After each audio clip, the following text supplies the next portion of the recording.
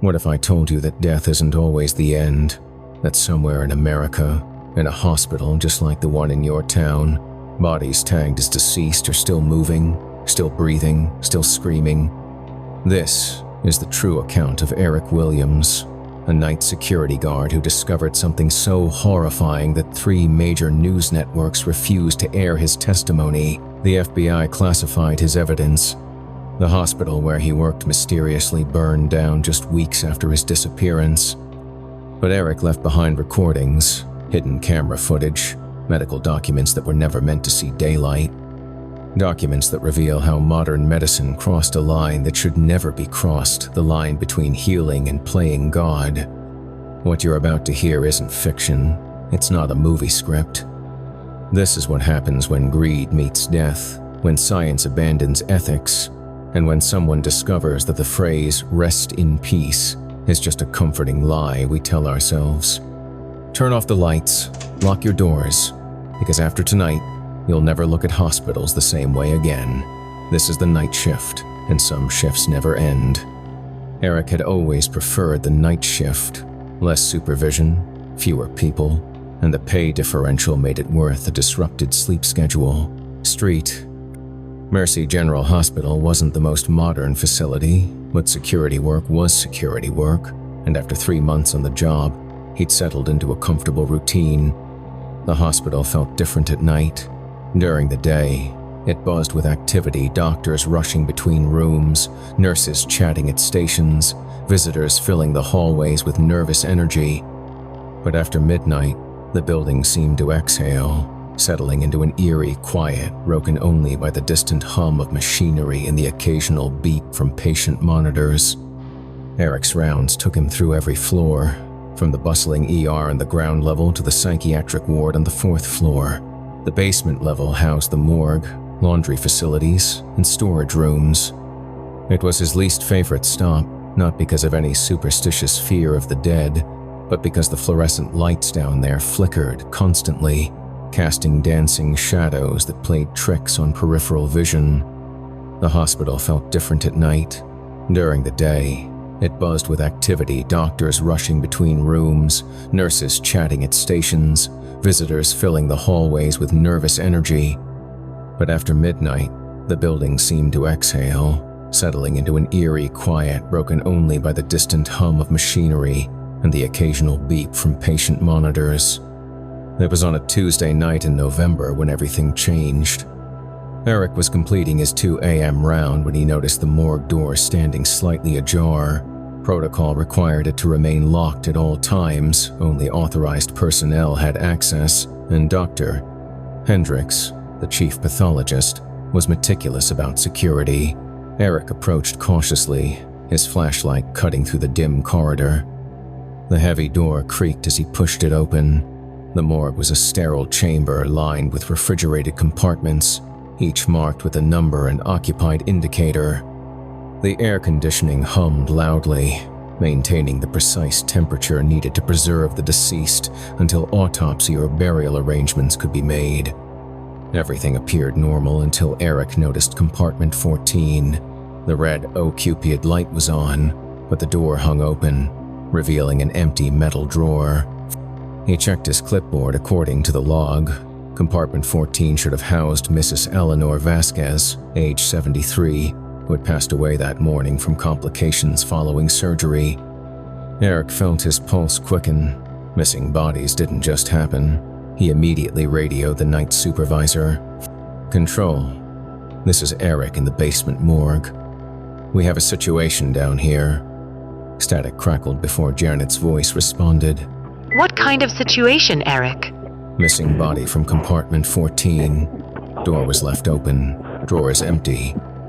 A long pause. "Are you sure you're reading the log correctly?" Eric double-checked. Positive. Eleanor Vasquez admitted this morning. "The compartment shows occupied, but there's nothing here." "Stay put. I'm calling Dr. Hendricks." 30 minutes later, Dr. Hendricks arrived looking disheveled and irritated. He was a thin man in his 50s with silver hair and tired eyes that had seen too much death over the years. He examined the empty compartment with professional detachment. Perhaps there was an error in the log, he suggested, though his voice lacked conviction. Bodies don't simply disappear, Eric. Maybe the family requested immediate transfer to a funeral home. But there was no record of any transfer, no paperwork, no authorization, no signature from the funeral director. Mrs. Vasquez had simply vanished. The next night, Eric found compartment 7 empty, then compartment 12. Always different numbers, always the same result. Bodies that should have been there were gone, leaving behind only the cold metal drawers and the hum of refrigeration units.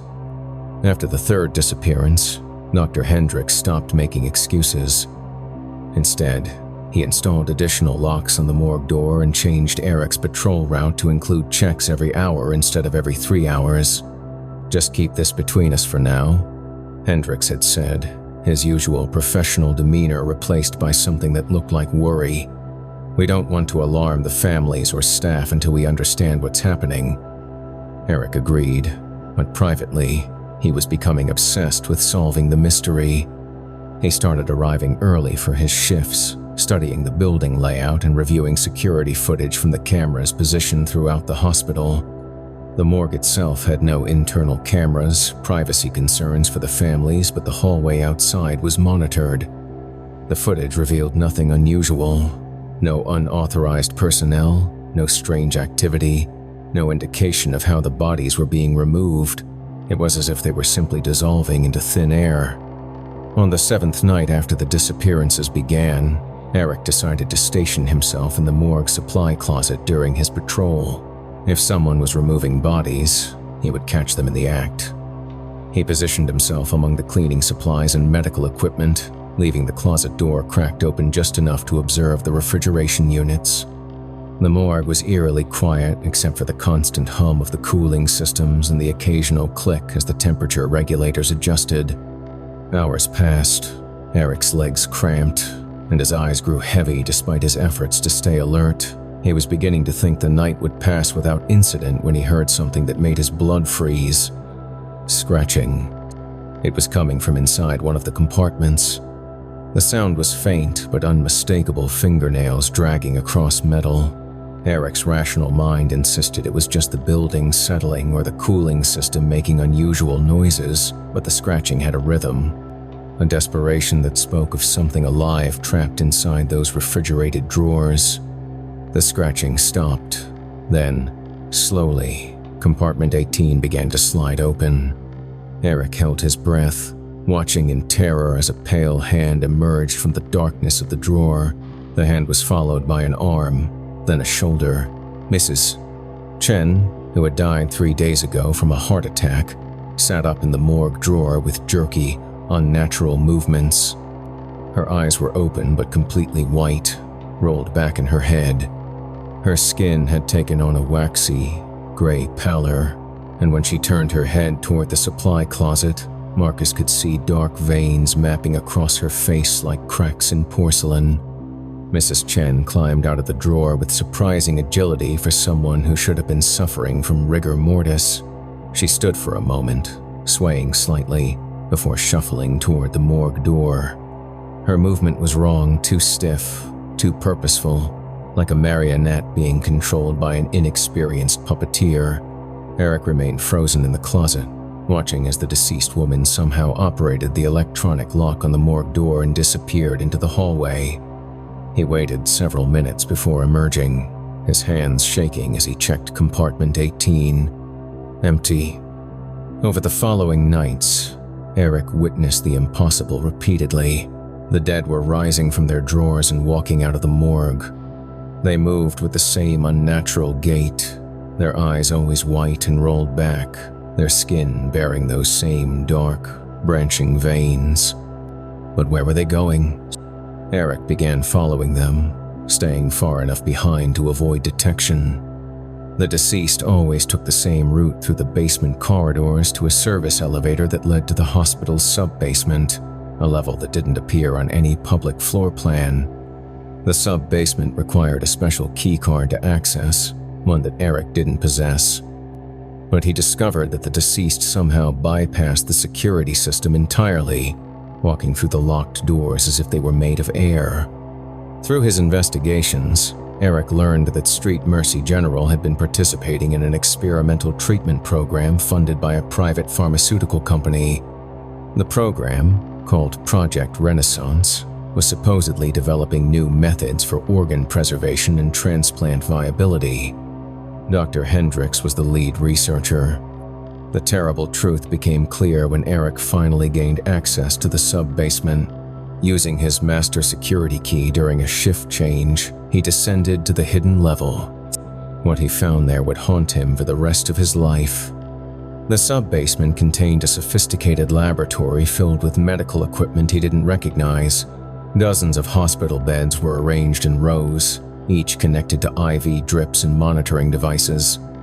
And in those beds were the missing bodies, not dead, but not truly alive either.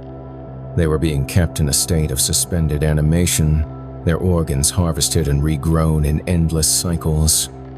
The dark veins Eric had observed were actually a network of artificial circulation, pumping experimental chemicals through their systems to maintain tissue viability long after clinical death. Dr. Hendricks stood among them like a shepherd tending his flock, monitoring vitals and adjusting drug dosages. When he noticed Eric standing in the doorway, he didn't look surprised. "I wondered when you'd find your way down here," Hendricks said calmly. "You're very persistent, Eric. That's both admirable and unfortunate." "What have you done to them?" Eric whispered, staring at the rows of bodies that twitched and writhed in their chemically induced limbo. "I've given them purpose beyond death," Hendricks replied. "Do you know how many people die waiting for organ transplants? How many lives could be saved if we could maintain donor organs indefinitely? These people are heroes, Eric. They're contributing to medical science in ways they never could have imagined." "They're not volunteers," Eric said, backing toward the elevator. "These people and their families think they're dead and buried. Death is just a transition." Hendricks continued, moving closer. "We've learned to stop the process, to reverse it, to make it useful." Eric turned to run, but the elevator doors had closed. Standing in front of them was Mrs. Chen, her white eyes staring blindly ahead, her gray hands reaching for him with mechanical precision.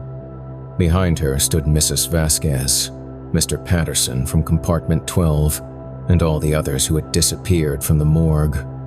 They moved as a unit, controlled by whatever chemicals Hendricks had pumped into their systems. "Don't worry, Eric, Doctor," Hendricks said as the reanimated corpses surrounded the security guard. "You'll understand soon enough. Everyone who learns about Project Renaissance gets to participate." Eric tried to fight, but there were too many of them. Their grip was cold and impossibly strong, and as they dragged him toward an empty hospital bed, he could see the IV tubes and monitoring equipment that would soon keep him in the same horrible state between life and death. The last thing Eric remembered before the sedative took effect was Dr. Hendricks' voice, clinical and detached. "Don't think of this as dying, Eric. Think of it as the ultimate night shift. You'll be working here forever." When the day shift supervisor found Eric's empty security post the next morning, the official report stated that he had abandoned his position without notice. His final paycheck was mailed to an address that no longer existed. But in the sub-basement of Street Mercy General Hospital, Project Renaissance continued. And in the morgue above, the night shift took on a new meaning as the dead learned to walk, serving a purpose far more horrifying than eternal rest. The scratching in the walls continues to this day, they say. And sometimes, late at night, visitors report seeing pale figures in hospital gowns wandering the corridors, their eyes rolled back white as snow, searching for new recruits for the endless night shift below.